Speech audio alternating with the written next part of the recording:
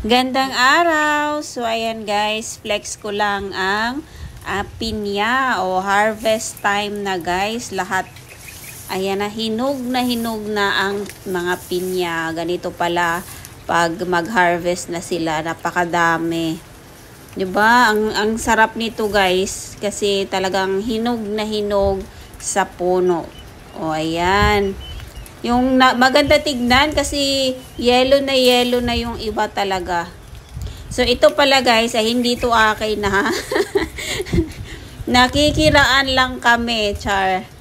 Tapos ito yung makikita mo, 'di ba, yung umagang umaga, tapos ang ganda ng background niya kasi may chinso, tunog ng chinso, may mga ibon, o 'di ba, napakaganda.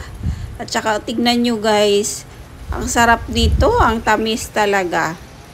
So ito pala ay pinyahan. Oh. Pinya talaga to guys, napakalapad ditong pinyahan. So yun yung negosyo nila, taniman ng pinya.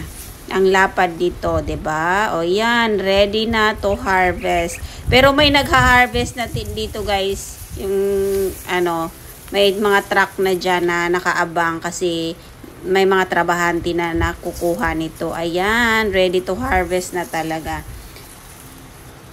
So, yun lang guys. Thank you for watching. And ingat tayong lahat. So, ganito kasarap pag nasa probinsya ka.